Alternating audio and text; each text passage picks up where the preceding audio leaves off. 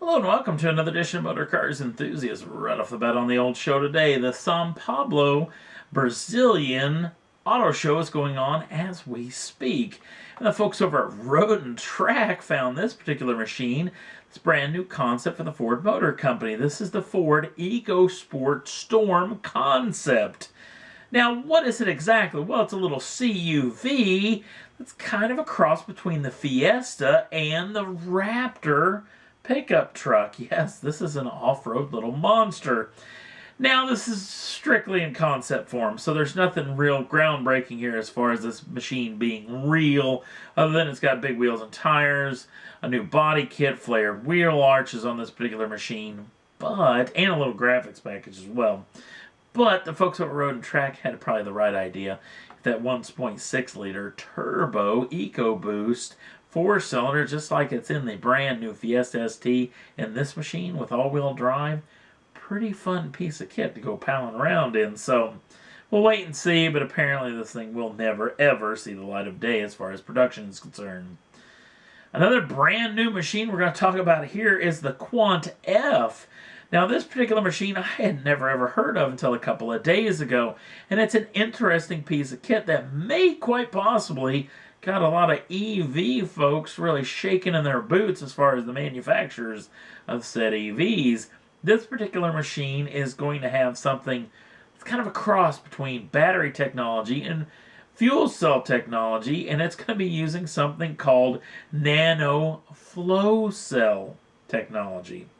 Now, what does that exactly mean? Well, apparently this vehicle is going to only need to be refueled or recharged using and introducing brand new electrolyte inside of the machine.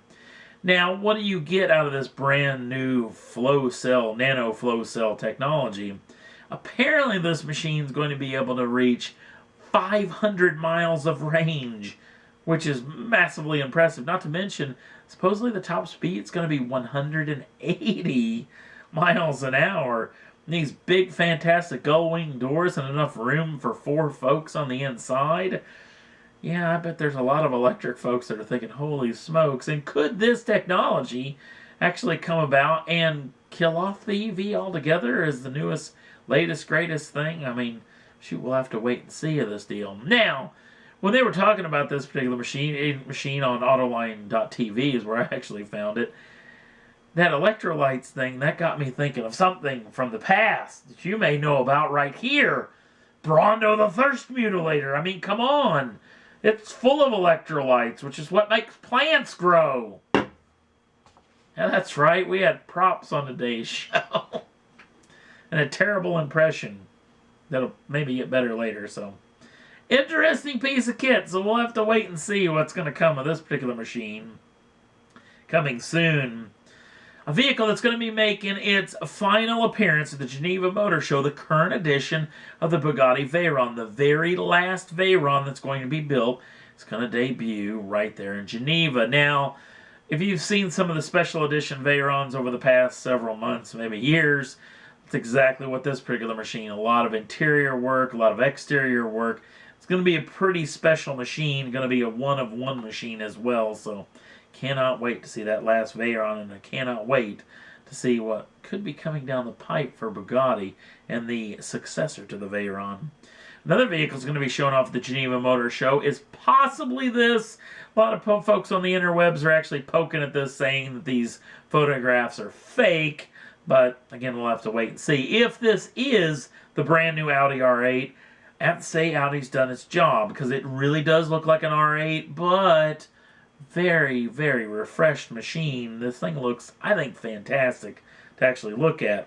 But some interesting situations, some rumblings all over the internets are talking about that the 5.2 liter normally aspirated V10 will remain in this machine, but it'll bump up from 550 brake horsepower to 570 brake horsepower.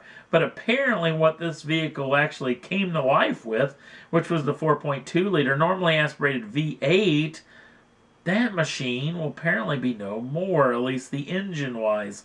And it'll be replaced by a turbocharged 6-cylinder that's going to be a plug-in hybrid, which has got a lot of folks possibly cringing right now. But you know what, in this modern day of cafe standards and grams of CO2 emissions type setup, you got to do something, try to get these cars get a little bit better fuel economy. So we'll wait and see.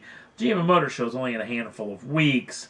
Another vehicle that'll debut there as well. Honda's been putting out official teaser photographs of the brand new Civic Type R. Now, the only thing we know for sure about this particular machine, it's going to have a 2-liter turbocharged 4-cylinder making somewhere around 300 brake horsepower. And that's shifted all the way through the front wheels. But apparently this vehicle is going to be able to reach some speeds. We're hearing some rumors of 167 mile an hour top speed. That is whopper fast for a hot hatch.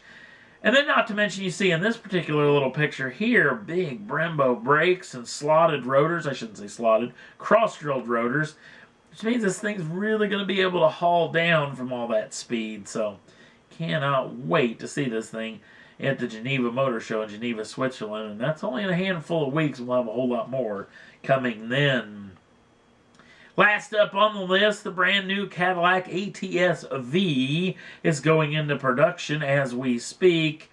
And if you've been wondering what exactly it's going to take to put one of these in your garage and how much scrounging around your couch to find the last little bit of the money that you may need to get one of these machines, which is a long drawn-out metaphor for what this is going to be, official pricing is laid down for this machine.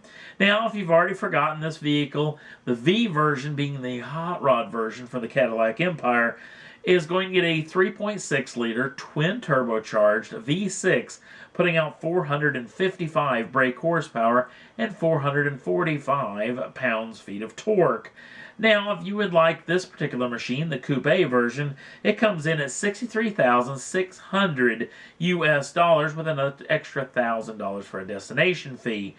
But if you would like a little bit more utility, maybe a pair more doors and get the 4-door saloon sedan version, that particular machine will cost you a little bit less at a starting price of $61,460 US with an extra $1,000 for the destination fee. So, if you've really been hankering for one, you better get down to your Cadillac dealership right quick and get your hands on one as soon as these things come out. And that's all there was that I thought was worth talking about for this edition of Motor Cars Enthusiasts. If you want to jump on over to the Facebook page, the link's down in the show notes. Also, if you'd like to subscribe to the channel, you can do so at any time and get the first dibs on the brand new shows as soon as they come out. Yes!